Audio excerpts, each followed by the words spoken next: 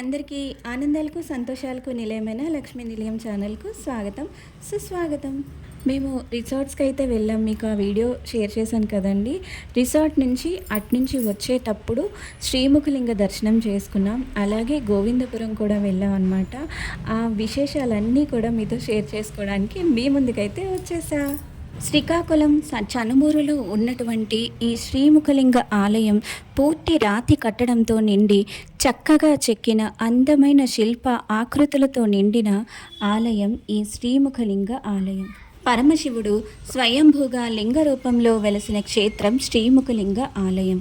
అందుకే దీనికి ప్రత్యేకించి శ్రీముఖలింగం అనే పేరు వచ్చింది.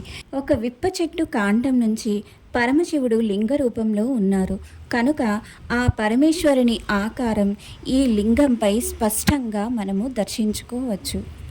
చూస్తున్నారు కదా, ముందుగా మనం ఈ ద్వారాన్ని దాటిన తర్వాత లోపలికి వెళ్తే అక్కడ ఆ పరమేశ్వరుని దర్శించుకోవచ్చు అనమాట. అయితే నేనైతే లోపల ఏ విగ్రహాలు కూడా నేను ఎక్కువగా తీయలేదండి. ఎందుకంటే అక్కడ స్వయంభూగా వెలిసిన కొన్ని ఆలయాల్లో గర్భగుడుల్లోని ఇటువంటి వీడియోస్ అలాంటివేవి కూడా మనకి అసలు అలో చేయరు. ప్లస్ మనం కూడా అది తీయడం అంత మంచిది కాదు. కనుకనే నేనైతే అవేవి మీకు పెట్టట్లేదండి.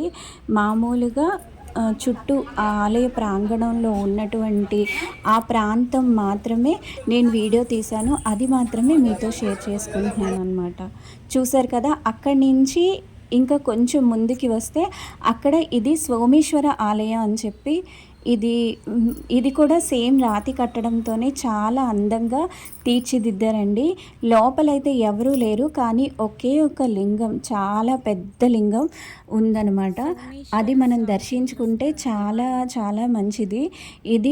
ఈ ఆలయం అయితే సోమేశ్వరి ఆలయం అని అంటారనమాట. ఇది మీకు చూస్తుంటే తెలుస్తుంది కదండి.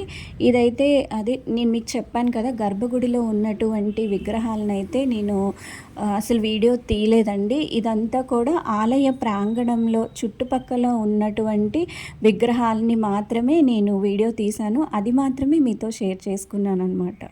సో చూసారు కదండి, ఇదనమాట శ్రీముఖలింగ ఆలయం. అయితే మేము చాలా సంతోషంగా ఈ ఆలయ దర్శనం చేసుకొని అలా రిటర్న్ ప్రయాణమై ఇంకా గోవిందపురం కూడా వెళ్ళామండి. ఆ వీడియో కూడా మీతో షేర్ చేసుకుంటాను. ఈ వీడియో కంటిన్యూషన్లోనే గోవిందపుర క్షేత్రం గురించి కూడా ఉంటుందండి. మీరు లాస్ట్ వరకు స్కిప్ చేయకుండా వీడియో కంప్లీట్గా చూడండి. ఇక్కడైతే విగ్రహాలు చూస్తున్నారు కదా, చుట్టూ విగ్రహాలు ఎంత అందంగా ఉన్నాయో, నిండుగా. అసలు కళలు నిజంగానే అండి, మన కళలు అనేవి ఎక్కడా మనకి దొరకవు అనే దానికి నిదర్శనమే ఈ ఆలయాలండి. నిజంగాను ఎంత చక్కగా శిల్పాలను ఎంత చక్కగా చెక్కారు కదండి. అప్పుడు అదేదో పాటలో చెప్పినట్టు నిజంగానే ఆ శిల్పాలను శిలలపై చెక్కడం అంటే అది నిజంగా సాధారణమైన విషయం కాదండి. నిజంగా ఎంత కష్టపడితే ఇంత మంచి కళాకృతులు మనం దర్శించుకోగలుగుతున్నాం. ఇప్పటికీ ఈ పురాతనమైన ఆలయాన్ని మనం మర్చిపోకూడదండి ఎప్పటికీ కూడా. ఇంక ఇదైతే గోవిందపురం కదా. మొదట మనం ఎంట్రన్స్ ఇలా వెళ్ళాలన్నమాట. ఫస్ట్ హనుమంతుల వారు ఉంటారు, ఆ తర్వాత ఇంకా అక్కడి నుంచి స్టార్ట్ అన్నమాట. ఇంకా అన్ని విగ్రహాలు అసలు ఎంత బాగుంటుందంటే మనకి 2 కళ్ళు సరిపోవు అంటే నమ్మచ్చు.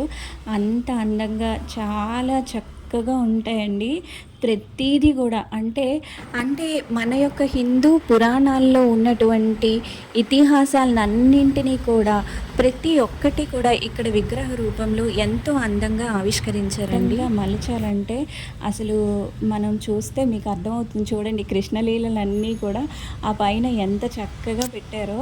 బుద్ధుడు విగ్రహం, తర్వాత కృష్ణుడు, అలా కృష్ణుని యొక్క అవతారాలన్నమాట. ఆ విష్ణుమూర్తి వారి అవతారాలన్నీ కూడా, అలాగే కృష్ణుని లీలలు, అంటే గీతాసారం మొత్తం అంతా కూడా ఈ ఒక్క గోవిందపుర క్షేత్రంలో ఉన్నటువంటి ఈ చిన్న చిన్న విగ్రహాల్లో మనకి చాలా చక్కగా కనిపిస్తాయండి.